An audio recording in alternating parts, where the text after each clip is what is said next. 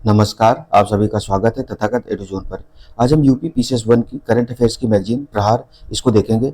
ये magazine current affair आप इनके चैनल पर भी जाकर के और या तथागत एडुजोन नाम से हमारा चैनल है, वहाँ जाकर के हिंदी इंग्लिश दोनों में अवेलेबल है। आप जाकर के फ्री ऑफ कॉस्ट है डाउनलोड कर सकते हैं और करंट अफेयर्स को बहुत समराइज़ पॉइंट में इसमें दिया गया है। इसमें थ्योरी के साथ-साथ एमसीक्यू भी कवर किए गए हैं, जो कि UP PCS pre 2025 plus RO mains और साथ में जो जीआईसी लेक्चर की पोस्ट आने वाली है, उन सभी के लिए इम्पोर्टेंट रहेगा। ये इसमें नवंबर 2024 से लेकर के अगस्त 2025 तक की जितनी भी करंट अफेयर्स की घटनाएं हैं उनको कवर किया गया है। आज के लेक्चर में हम ये जो करंट अफेयर्स में है इसमें बजट 2025-26, आर्थिक समीक्षा 2024-25 प्लस यूपी बजट 2025-26, साथ ही जो फॉरेस्ट रिपोर्ट 18वीं आई है, इन तीनों को देखेंगे। तो शुरू करते हैं लेक्चर को। इसमें पहला है हमारा केंद्रीय बजट 2025-26 के जो महत्वपूर्ण बिंदु हैं। इसमें मैक्सिमम वही पॉइंट दिए गए हैं जो परीक्षा में सबसे ज़्यादा इंपॉर्टेंट रहते हैं। तो आप वहाँ से भी चैनल पे जाकर के, इनके चैनल से भी या हमारे चैनल से जाकर के इसको डाउनलोड करके एक बार पढ़ें जरूर। तो पहला इसमें पॉइंट है 1 फरवरी 2025 को प्रस्तुत हुआ निर्मला सीतारमण द्वारा लगातार 8वीं बार इसको प्रस्तुत किया गया। तो बजट जो है 1 फरवरी को प्रस्तुत किया गया, 8 बार प्रस्तुत कर दिया है इन्होंने निर्मला सीतारमण जी ने, जो वित्त मंत्री इस समय की है। बजट का जो आकार है 50,65,345 करोड़ रुपए है। तो 50.65 लाख करोड़ रुपए का बजट प्रस्तुत किया गया है। बजट में जो प्रस्तुत विकसित भारत के 6 सिद्धांत हैं, तो इस बार के विकसित भारत के 6 सिद्धांत दिए गए कौन कौन है? गरीबी से मुक्ति है, 100% गुणवत्तापूर्ण स्कूली शिक्षा पूर्ण की जाएगी, सस्ती और सर्वसुलभ स्वास्थ्य सेवाएं पहुंचाई जाएंगी, 100% कुशल कामगार और सार्थक रोजगार को बढ़ावा दिया जाएगा, आर्थिक गतिविधियों में 70% महिला भागीदारी, भारत को विश्व का फूड बास्केट बनाने वाले किसान, इन सभी को जो 6 सिद्धांतों पर आधारित बजट है इसको प्रस्तुत किया गया है। इस बजट का उद्देश्य जो है 6 क्षेत्रों यानी कि कराधान, ऊर्जा क्षेत्र, शहरी विकास, खनन, वित्तीय क्षेत्र तथा विनियामक सुधार में परिवर्तनकारी सुधार करना है। इसी में अगला केंद्रीय बजट में रेखांकित किया गया है कि कृषि, एमएसएमई, निवेश और निर्यात विकसित भारत की यात्रा के 4 शक्तिशाली इंजन है। तो इंजन कितने हैं? 4 शक्तिशाली इंजन है। कृषि है, एमएसएमई सेक्टर है, निवेश है और निर्यात है। उसके बाद में इसमें जो योजनाएं शुरू की गई हैं, प्रधानमंत्री धन धान्य कृषि योजना क्या है? तो राज्यों की भागीदारी के साथ इसमें कम उत्पादकता, कम फसलों की बुआई तथा औसत से कम ऋण मानदंडों वाले 100 जिलों को शामिल किया जाएगा। दलहनों में आत्मनिर्भरता मिशन 6 वर्षीय है। फोकस क्या है? तूर, उड़द, मसूर को फोकस किया गया है। तो 3 दालों पर फोकस किया गया है। 6 वर्षीय कार्यक्रम शुरू किया गया है और 3 दालों में आत्मनिर्भरता पाने की बात की गई है। तो ये क्वेश्चन सीधे सीधे पूछ सकता है कि कौन कौन सी दालें शामिल हैं। फिर बिहार में बनेगा मखाना बोर्ड, जो है वो बिहार में बनाया जाएगा क्योंकि मखाना सबसे ज़्यादा बिहार में ही होता है, तो वहीं बनाया जाएगा। फिर भारत में मत्स्य उत्पादन और जलीय कृषि के क्षेत्र में विश्व भर में दूसरा सबसे बड़ा उत्पादक देश बन गया है। तो भारत जो है मत्स्य उत्पादन और जलीय कृषि के क्षेत्र में दूसरे नंबर पर है विश्व में। कपास उत्पादकता मिशन जो है 5 वर्षीय मिशन शुरू किया गया है। तो कपास को बढ़ावा देने के लिए कपास उत्पादकता मिशन शुरू किया गया है। किसान क्रेडिट कार्ड की जो सीमा है 3 लाख से बढ़ाकर के 5 लाख कर दी गई है। इसमें सही समय पर कीमत ऋण अदा करने पर 4% ब्याज देना पड़ता है, नहीं तो इसे 7% लगता है। असम क्या है? तो असम नामरूप में 12.7 लाख मीट्रिक टन की वार्षिक यूरिया उत्पादन क्षमता वाला एक संयंत्र स्थापित किया जाएगा। फिर निर्यात में एमएसएमई का योगदान जो है 45% हो गया है। बिहार में राष्ट्रीय खाद्य प्रौद्योगिकी उद्यमशीलता और प्रबंधन संस्थान स्थापित किया जाएगा। अगले 5 वर्षों में सरकारी स्कूलों में 50,000 अटल टिंकरिंग लैब स्थापित होंगे। अटल इनोवेशन जो मिशन है उसी के तहत स्थापित किए जा रहे हैं। फिर अंतर्राष्ट्रीय व्यापार हेतु भारत ट्रेड नेट बीटीएन जो है नामक एक डिजिटल अवसंरचना की स्थापना की जाएगी। प्रत्यक्ष कर से रिलेटेड क्या क्या है? तो आयकर छूट सीमा जो है 7 लाख से बढ़ा करके 12 लाख कर दी गई थी। फिर 12.75 लाख तक की आय पर कोई टैक्स नहीं लगाया जाएगा, जो 75,000 की मानक कटौती सहित इसमें शामिल कर लिया गया। तो वही 12,75,000 रुपये आ गया है। नया आयकर जो स्लैब है ये है 0 से 4 लाख तक 0% लगेगा, 4 से 8 लाख तक 5%, फिर 8 से 12 लाख तक 10% का टैक्स लगेगा, 12 से 16 लाख तक 15% है, 16 से 20 लाख के बीच में 20% टैक्स लगेगा, 20 से 24 लाख के बीच में 25% टैक्स है, 24 लाख से अधिक पर 30% टैक्स लगेगा। राजकोषीय घाटा है कितना है? तो 4.8%, ये पूछा जाता है। 4.4% राजकोषीय घाटा है। प्राथमिक घाटा कितना है? तो जीडीपी का 0.8% है। राजस्व घाटा 0.15% है। राजकोषीय घाटा मैक्सिमम पूछा जाता है। फिर बजट 2025-26 में आय के प्रमुख स्रोत दिए गए हैं।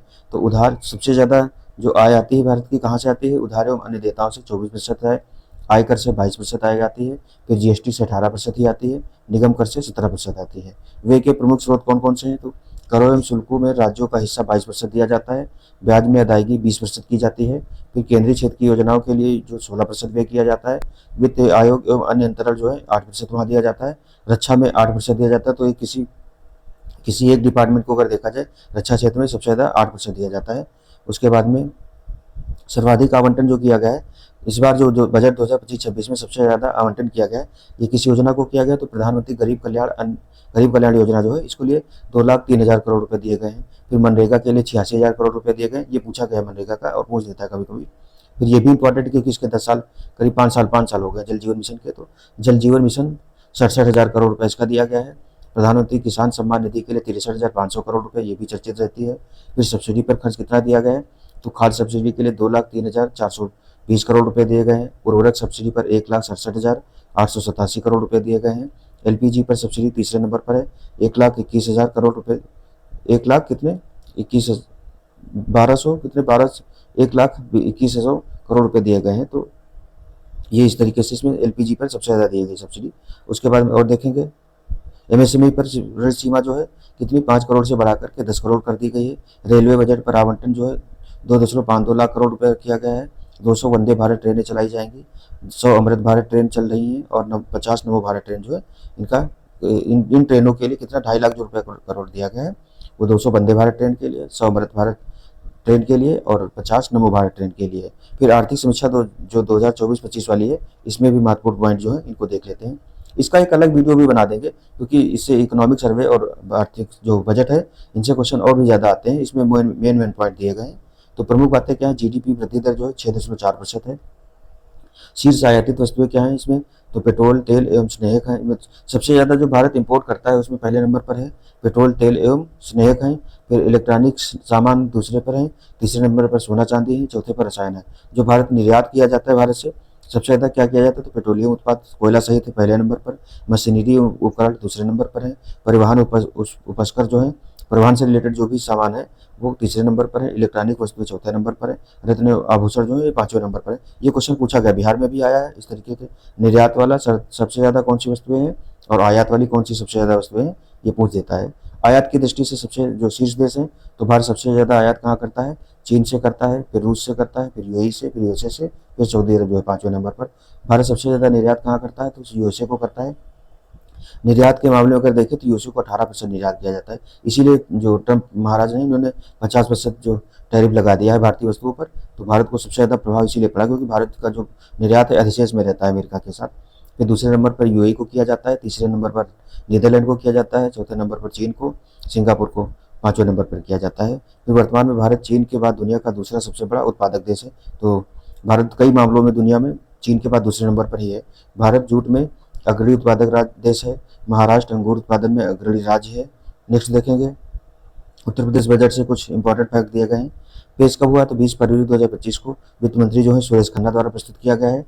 आकार कितना है? तो 8,08,736 करोड़ रुपए, ये पूछा जा सकता है। और पिछला जो था पिछले से करीब कितने 9.5% के आसपास बढ़ा है, जिसमें 6,75,000 आज के 6,75,000 करोड़ के आसपास बजट प्रस्तुत किया गया था 2024-25 में। फिर है उत्तर प्रदेश इन योजनाओं के क्रियान्वयन में प्रथम किन किन पे है? तो पीएम जीवन ज्योति बीमा योजना में पहले स्थान पर है। पीएम जनधन योजना में पहले स्थान पर है। अटल पेंशन योजना में भी पहले स्थान पर है। आयुष्मान कार्ड बनाने में पहले स्थान पर है। पीएम सुरक्षा बीमा योजना में भी पहले स्थान पर यूपी। फिर मानव दिवस सृजन तथा वित्तीय प्रगति में उत्तर प्रदेश प्रथम स्थान पर है। हथकरघा उद्योग कृषि मित्र के बाद उत्तर प्रदेश का सर्वाधिक रोजगार उपलब्ध कराने वाला विकेंद्रीकृत कुटीर उद्योग है। सेमी कंडक्टर इकाइयों हेतु डेडिकेटेड प्रावधान आरंभ करने वाला उत्तर प्रदेश देश का चौथा राज्य है। राज्य में कृषि एवं प्रौद्योगिकी विश्वविद्यालय 5 हैं। अंतर्राष्ट्रीय हवाई अड्डे 5 हैं। 4 कार्यशील हैं, 1 बन रहा है। फिर वनावरण एवं वृक्षाच्छादन में वृद्धि के संदर्भ में उत्तर प्रदेश का स्थान जो है ये दूसरा स्थान आ गया है। ये वृद्धि जो हुई है ओवरऑल नहीं है, जो इस बार 18वीं रिपोर्ट आई फॉरेस्ट रिपोर्ट उसमें वृद्धि की है यूपी ने दूसरे नंबर पर। फिर जो 18वीं फॉरेस्ट रिपोर्ट 2023 वाली है इसको देख लेते हैं। जारीकर्ता कौन है इसको? तो देहरादून स्थित भारतीय वन संरक्षण विभाग जो है इसने 21 दिसंबर 2024 को जारी की थी। अभी 1 साल तक और यही रिपोर्ट पढ़नी होगी तो इसको अच्छे से पढ़ लेंगे। फिर देश का कुल वनावरण कितना है? तो 7,15,342 वर्ग किलोमीटर है। 71.53 मिलियन हेक्टेयर है। 21.76% कुल भौगोलिक क्षेत्र का। तो वनावरण केवल अगर पूछा जाए तो 21.76% है, जो कि क्षेत्रफल में देखेंगे तो 7,15,342 वर्ग किलोमीटर आएगा। वृक्षावरण जो है ये 11,20,314.34 वर्ग किलोमीटर है, 11.23 मिलियन हेक्टेयर में है। उसके बाद में 3.41 कुल भौगोलिक क्षेत्र का है। वैसे ये थोड़ा कम ज़्यादा ही दे दिया है, यहाँ पे इतना नहीं होना चाहिए क्योंकि परसेंटेज में अगर इतना आ रहा है तो फिर ये तो ज़्यादा होना चाहिए था, 21 दशमलव है, तो कुछ यहाँ गड़बड़ है। तो इस तरीके से देखेंगे क्या, या तो यहाँ पर होना चाहिए था 11,234, इस तरीके से होगा आई थिंक। 11.20 मिलियन हेक्टेयर है, उसके बाद में कितना है तो 3.41% जो कुल भौगोलिक क्षेत्र का है। उसका देश का कुल वन और वृक्ष आवरण आच्छादित क्षेत्र कितना है तो 8,27,356.19 वर्ग किलोमीटर है। तो इसमें 1 लाख होगा, 11 नहीं होगा, 1,20,314 वर्ग किलोमीटर है ये। फिर 82.74 मिलियन हेक्टेयर में, अगर हेक्टेयर में देखें तो 82.74 मिलियन हेक्टेयर हो जाएगा। उसके बाद में 25.17% भौगोलिक क्षेत्र का है। भौगोलिक क्षेत्र का कितना है ये तो 25.17% है, ये सबसे ज़्यादा इंपॉर्टेंट है, मैक्सिमम परसेंटेज में ही पूछा जाता है। झाड़ी में कितने हैं तो 43,622 वर्ग किलोमीटर झाड़ियाँ हैं, जो कि 1.33% कुल भौगोलिक क्षेत्र का है। उसके बाद में है गैर वन कितना है तो 77.50 कुल भौगोलिक क्षेत्र का जो है गैर वन क्षेत्र है। वनावरण कितना है, वृद्धि जो हुई है तो फॉरेस्ट रिपोर्ट 2021 वाली की तुलना में 156.41 वर्ग किलोमीटर की वृद्धि दर्ज की गई है। उसके बाद में मैंग्रोव आवरण जो है ये कितना है तो 491.68 वर्ग किलोमीटर है, जो कि कुल भौगोलिक क्षेत्र का कितना है तो 10.15% है कुल भौगोलिक क्षेत्र का। और वर्ग किलोमीटर में देखेंगे तो 7.43 वर्ग किलोमीटर की कमी हुई है इसमें, जो पिछली रिपोर्ट की अपेक्षा देखेंगे। पूर्वोत्तर क्षेत्र में 8 राज्यों में क्या है स्थिति, देश के वनावरण में 1.4 भाग योगदान इन्हीं का है, जो पूर्वोत्तर के 8 राज्य हैं। फिर वनावरण वृक्षावरण कितना है तो यहाँ 1,74,394.70 वर्ग किलोमीटर है। फिर जो फॉरेस्ट रिपोर्ट 2021 की तुलना में 327.30 वर्ग किलोमीटर वनावरण की कमी आई, तो वहाँ भी कमी आई है पूर्वोत्तर राज्यों में। और पूर्वोत्तर राज्यों को मोदी जी ने अष्टलक्ष्मी नाम दिया है। फिर इनके भौगोलिक क्षेत्र का 66.52% नाम का क्या है तो वनावरण है। फिर 17 राज्य यूटी जो है कौन कौन से तो 2023 वाली जो फॉरेस्ट रिपोर्ट में 33% प्लस भाग जो वनाच्छादित है। तो जो 17 राज्य हैं, 17 राज्यों के केंद्रशासित प्रदेश ऐसे हैं जिसमें 33% से अधिक वनाच्छादन है। उसके बाद 8 राज्य या केंद्रशासित प्रदेश ऐसे हैं जहाँ 2023 वाली रिपोर्ट के अनुसार 70% से अधिक भाग जो है वनाच्छादित है। 19 राज्य या केंद्रशासित प्रदेश ऐसे हैं जिसमें जो फॉरेस्ट रिपोर्ट 2023 वाली आई है उसमें 33% प्लस भौगोलिक क्षेत्र वनावरण व वृक्षावरण के अंतर्गत शामिल है। तो वन और वृक्ष दोनों मिलाकर के 33% जो है ये 19 राज्यों और केंद्रशासित प्रदेशों में है। पहाड़ी जिलों में वनावरण की स्थिति क्या है तो 2,83,713.20 वर्ग किलोमीटर इनकी टोटल एरिया है इनका वनावरण वाला। फॉरेस्ट रिपोर्ट 2021 की तुलना में 234.10 वर्ग किलोमीटर की अधिक हुई, तो यहाँ वृद्धि हुई है, ये अच्छी बात है। इन जिलों में की भौगोलिक क्षेत्र का कितना है तो 40.26% है, तो इनमें जो वनावरण है ठीक ठाक है कहा जाएगा। फिर प्रतिशतता के आधार पर जो 2023 वाली फॉरेस्ट रिपोर्ट आई है उसके आंकड़े क्या है, देश में वनावरण कितना है 21.76% है, वृक्षावरण 3.41% है, देश में झाड़ियाँ कितनी 1.33% है, देश में गैर वन क्षेत्र कितना 73.50% है, और वनावरण और वृक्षावरण दोनों मिलाकर कितना हो जाएगा तो 25.17% हो जाएगा। ये इंपॉर्टेंट है, अलग अलग भी पूछ सकता है और दोनों को एक में भी पूछ सकता है। फिर 2023 वाली फॉरेस्ट रिपोर्ट में वनावरण वृद्धि शीर्ष 5 राज्यों में किसमें हुई, तो पहले राज्य पर सबसे ज़्यादा वृद्धि हुई है मिजोरम में 24,241.73 वर्ग किलोमीटर की वृद्धि हुई है। दूसरे पर गुजरात में 180.07 वर्ग किलोमीटर की, तीसरे में उड़ीसा में 151.89 वर्ग किलोमीटर की वृद्धि हुई है, चौथे में कर्नाटक में हुई है, पाँचवें में केरल में हुई है। फिर 2023 वाली फॉरेस्ट रिपोर्ट में वनावरण में सर्वाधिक कमी किस किस राज्यों में आई है, तो मध्य प्रदेश में कमी आई है 371 वर्ग किलोमीटर यहाँ कम हुआ है। देखो मध्य प्रदेश में फॉरेस्ट कवर भी ज़्यादा है इसीलिए वहाँ कमी आई है, जहाँ ज़्यादा चीज़ें होंगी वहीं कमी आएगी, जहाँ पहले से ही कम है तो वहाँ वृद्धि होने की संभावना ज़्यादा रहती है, ये चीज़ है। फिर सेकंड नंबर पर आंध्र प्रदेश में 138.66 वर्ग किलोमीटर की कमी आई है, तेलंगाना तीसरे नंबर पर है 100 किलोमीटर की कमी आई है, चौथे नंबर पर त्रिपुरा है, पाँचवें नंबर पर अरुणाचल प्रदेश है। फिर 2023 की फॉरेस्ट रिपोर्ट क्षेत्रफल की दृष्टि से सर्वाधिक वनावरण वाले 5 राज्य कौन कौन से हैं, तो इसमें पहले नंबर पर है मध्य प्रदेश, जहाँ अभी भी कितना है तो 77,073.44 वर्ग किलोमीटर वनावरण है। उसके बाद सेकंड नंबर पर अरुणाचल प्रदेश है, तो पहले नंबर पर मध्य प्रदेश, दूसरे पर अरुणाचल प्रदेश, तीसरे नंबर पर छत्तीसगढ़ है, चौथे नंबर पर उड़ीसा है, पाँचवें नंबर पर महाराष्ट्र है। ये क्वेश्चन बहुत बार पूछा गया और अभी भी क्वेश्चन इनसे तो आने की संभावना रहती ही है। पहले पर मध्य प्रदेश, दूसरे पर अरुणाचल, तीसरे पर छत्तीसगढ़, चौथे पर उड़ीसा, पाँचवें पर महाराष्ट्र है। फिर सर्वाधिक वनावरण परसेंटेज वाले कौन कौन से राज्य पास दिए गए हैं, तो 2023 की रिपोर्ट के अनुसार इसमें पहले नंबर पर मिजोरम है, यहाँ 85.34% वनावरण है, दूसरे नंबर पर अरुणाचल प्रदेश है, 78.67% यहाँ वनावरण है। तीसरे नंबर पर मेघालय है, 75.65% वनावरण है। चौथे नंबर पर मणिपुर है, पांचवें नंबर पर नागालैंड। तो जो पांचों राज्य हैं वो सारे कहाँ हैं, पूर्वोत्तर राज्य ही सारे। फिर ISFR 2023 क्षेत्रफल की दृष्टि से सर्वाधिक वृक्षावरण वाले राज्य कौन कौन से हैं, जिसमें जो ऊपर वनावरण दिया था, नीचे वृक्षावरण पूछ रहा है। तो इसमें पहले नंबर पर महाराष्ट्र है। इसमें सबसे ज़्यादा कहाँ है, इसमें 14,524.88 वर्ग किलोमीटर है। दूसरे पर राजस्थान है, 10,841.12 वर्ग किलोमीटर है। तीसरे नंबर पर कौन, उत्तर प्रदेश है, 8950.92 वर्ग किलोमीटर है यहाँ क्षेत्रफल। तो जो सर्वाधिक वृक्षावरण वाले राज्य कौन कौन से हैं, सबसे पहले नंबर पर महाराष्ट्र है, दूसरे पर राजस्थान, तीसरे पर यूपी है। फिर वृक्ष आवरण में सर्वाधिक कमी किसमें किसमें हुई है, तो पहले नंबर पर कर्नाटक में कमी हुई है, कितना, 607.06 वर्ग किलोमीटर की कमी यहाँ हुई है। दूसरे नंबर पर बिहार रहा है, 253 वर्ग किलोमीटर की कमी हुई है। तीसरे नंबर पर मध्य प्रदेश रहा है। और ISFR 2023 सर्वाधिक वृक्षावरण परसेंटेज वाले राज्य कौन कौन से हैं, तो यहाँ फर्स्ट नंबर पर केरल है, 7.8%, 7.48% यहाँ वृक्षावरण है। उसके नंबर दूसरे नंबर पर केरल है, ये गोवा है, यहाँ 6.96% वृक्षावरण है। तीसरे नंबर पर छत्तीसगढ़ है, जहाँ 4.84 वृक्षावरण है। तो इस तरीके से वृक्षावरण वाला जो था ये सारा दिया गया था। अब इसमें दिया गया है कि सर्वाधिक वृक्ष आवरण परसेंटेज में राज्य और केंद्र शासित तीनों को मिला करके, तो पहले नंबर पर चंडीगढ़, इसमें 18.58% वृक्ष आवरण है। दूसरे नंबर पर दिल्ली है, 11.87% वृक्षावरण है।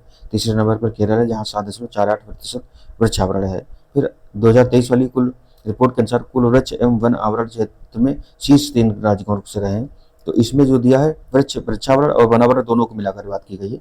तो पहले नंबर पर मध्य प्रदेश है, जहाँ 8,05,000 कितना है, 85,723.58 वर्ग किलोमीटर वृक्ष और वनावरण है।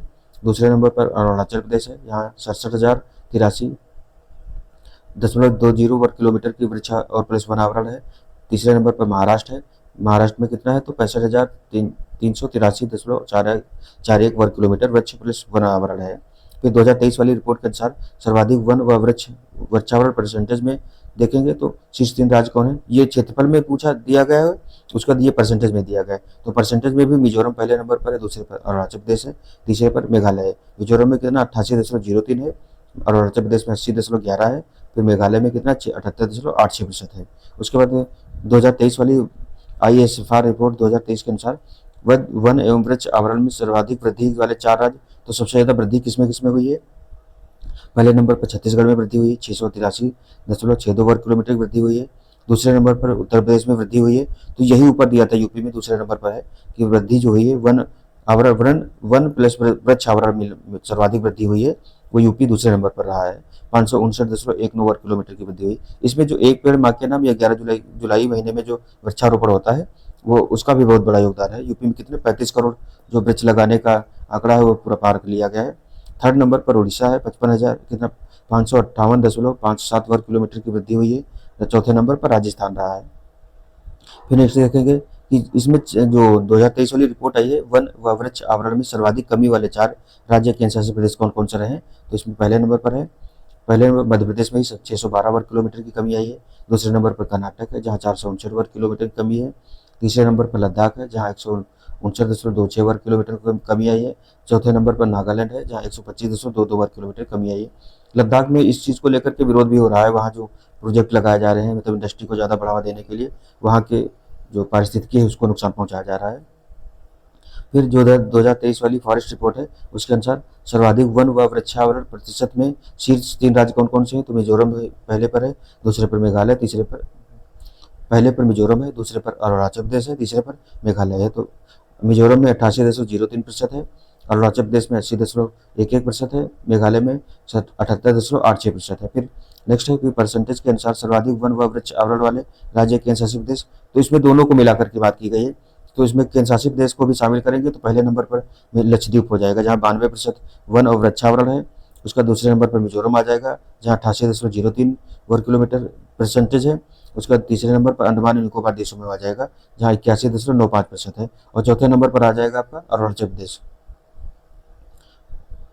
18वीं रिपोर्ट के अनुसार मैंग्रोव क्षेत्र दिए गए, तो मैंग्रोव जो भारत में है उसमें कितना एरिया है टोटल 4991.68 वर्ग किलोमीटर है, जो कि 7.43 वर्ग किलोमीटर की कमी आई है इस बार जो 2023 वाली रिपोर्ट है। परसेंटेज के आधार पर देश के कुल भौगोलिक क्षेत्र का कितना है, तो 0.15% है, ये भी पूछा जा सकता है। और टोटल एरिया कितना 4991.68 वर्ग किलोमीटर है। अति सघन मैंग्रोव जो है 1463.97 वर्ग किलोमीटर है, जो कि कुल मैंग्रोव क्षेत्र का कितना 29.33% है।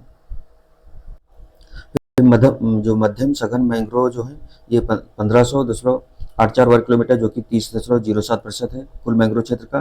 खुले मैंग्रोव क्षेत्र जो है जो 2026.87 वर्ग किलोमीटर, जो कि 40% है कुल मैंग्रोव क्षेत्र का। सर्वाधिक वृद्धि आंध्र प्रदेश में हुई, 13.0 वर्ग किलोमीटर वृद्धि हुई है।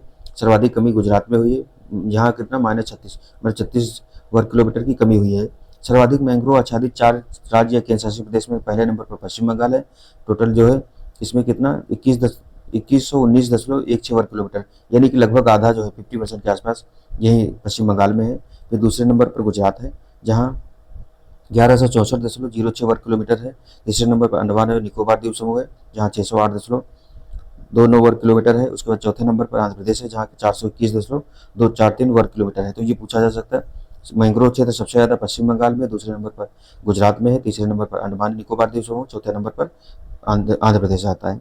तो सर्वाधिक मैंग्रोव आच्छादित 4 जिले दिए हैं, तो इसमें पहले नंबर पर है पश्चिम बंगाल का ही जिला है दक्षिण 24 परगना पश्चिम बंगाल का, जहाँ की 2088.88 वर्ग किलोमीटर सिर्फ एक जिले में है। दूसरे नंबर पर कच्छ गुजरात का जिला आता है, 708.42 वर्ग किलोमीटर क्षेत्र यहाँ है मैंग्रोव आच्छादित। तीसरे नंबर पर उत्तरी अंडमान एवं निकोबार द्वीप समूह का है, ये 418.18 वर्ग किलोमीटर क्षेत्र यहाँ आता है। चौथे नंबर पर केंद्रपाड़ा उड़ीसा का है, 212.69 वर्ग किलोमीटर यहाँ क्षेत्र है। योगदान कितना, तो दक्षिण 24 परगना का कुल मैंग्रोव क्षेत्र में कितना 41.85 वर्ग किलोमीटर का योगदान है। फिर 18वीं फॉरेस्ट रिपोर्ट 2023 के आधार पर रिकॉर्ड फॉरेस्ट एरिया ग्रीन वास, तो क्या है ये, अधिकतम वृद्धि कितनी वनावरण में की गई है। पहले नंबर पर मिजोरम में कितना 192.92 वर्ग किलोमीटर की वृद्धि हुई है। दूसरे नंबर पर उड़ीसा में 118.17 वर्ग किलोमीटर की वृद्धि। तीसरे नंबर पर कर्नाटक में हुई है, कितनी 93.14 वर्ग किलोमीटर की वृद्धि दर्ज की गई है। अधिकतम कमी आई कहाँ, किस में आई है, तो त्रिपुरा में कमी आई है, 116 वर्ग किलोमीटर की कमी आई है वनावरण में। दूसरे नंबर पर तेलंगाना है, जहाँ 105.87 वर्ग किलोमीटर की कमी आई है। तीसरे नंबर पर असम है, जहाँ 86.66 वर्ग किलोमीटर की कमी आई है। फिर 18वीं रिपोर्ट 2023 के अनुसार रिकॉर्डेड फॉरेस्ट एरिया के बाहर क्या है, तो अधिकतम वृद्धि जो है, यानी कि फॉरेस्ट एरिया जो होता है वहाँ के बाहर की जो वृद्धि हुई है वनावरण में, तो पहले नंबर पर गुजरात है, जहाँ 241.29 वर्ग किलोमीटर की कमी दर्ज की गई है। फिर कमी नहीं, किलोमीटर दिया गया, सॉरी कमी बोल दी हम। सेकेंड में बिहार है, 106.85 वर्ग किलोमीटर है। फिर थर्ड में केरल है, 95.19 वर्ग किलोमीटर है।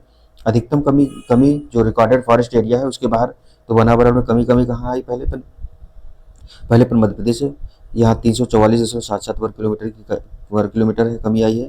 फिर दूसरे नंबर पर राजस्थान है, जहाँ 110.65 वर्ग किलोमीटर की कमी आई है। तीसरे नंबर पर आंध्र प्रदेश है, जहाँ 55.19 वर्ग किलोमीटर की कमी आई है। फिर अगला है कि अन्य तथ्य दिए हैं जो 18वीं रिपोर्ट आई है फॉरेस्ट वाली। सर्वाधिक आग की घटनाएं कहाँ हुई, तो 2023-24 में सर्वाधिक उत्तराखंड में आई। सबसे ज़्यादा आग उत्तराखंड में लगी, फिर उड़ीसा में, फिर छत्तीसगढ़ में।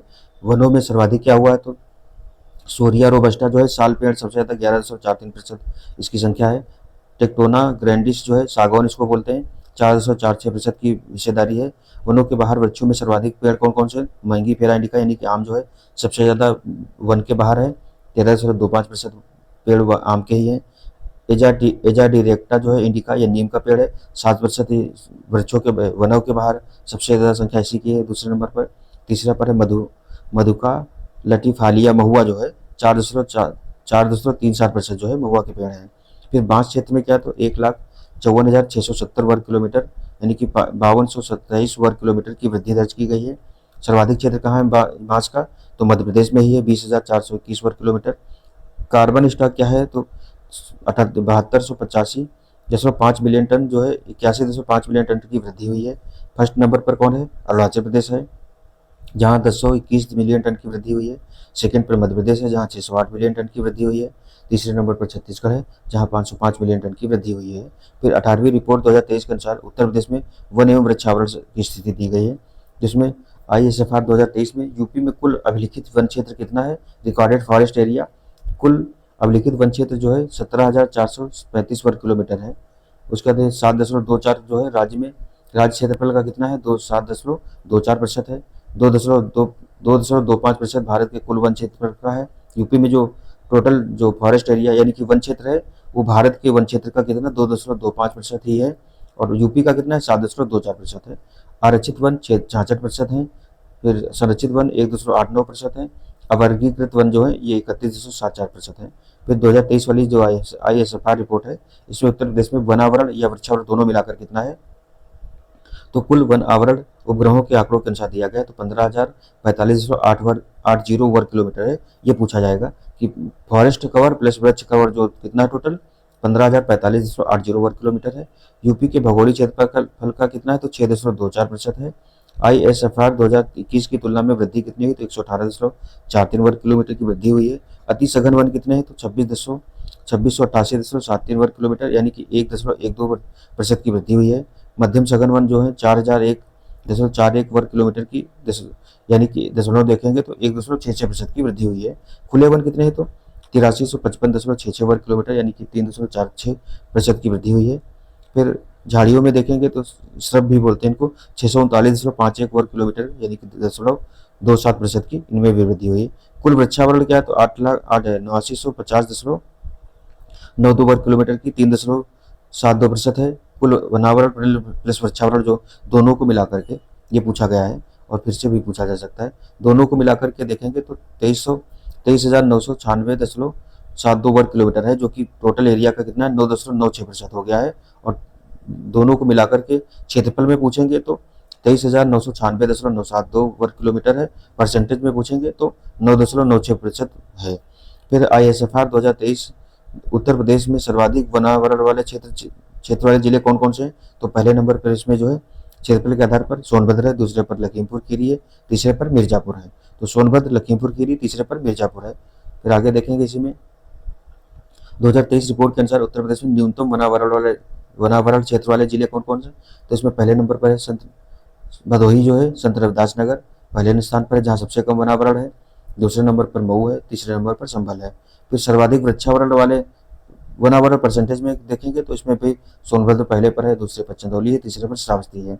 फिर उत्तर प्रदेश में न्यूनतम वनावरण परसेंटेज वाले जिले कौन कौन से हैं, तो संभल में सबसे कम परसेंटेज में है। फिर सेकेंड स्थान पर भदोही, संत रविदास नगर है, तीसरे स्थान पर मैनपुरी है। तो इस तरीके से जो यूपी का बजट प्लस केंद्रीय बजट प्लस आर्थिक समीक्षा और प्लस जो फॉरेस्ट रिपोर्ट आई है, इन सभी को हमने देख लिया है। तो आज के लेक्चर में हम यही तक रखेंगे। नेक्स्ट लेक्चर में जो और करंट अफेयर्स की घटनाएं उनको कवर किया जाएगा। लेक्चर कैसा लगा जरूर बताइए। बाकी आप PDF अगर डाउनलोड करना है तो यूपी BCS 1 के भी चैनल पर जाकर के सीधे आप वहां से डाउनलोड कर सकते हैं, या हमारे चैनल पर भी पड़ी PDF, तो दोनों जगह से आप डाउनलोड कर सकते हैं। तो आज के लिए धन्यवाद, मिलते हैं नेक्स्ट लेक्चर में। तब तक के लिए जय हिंद, जय भारत।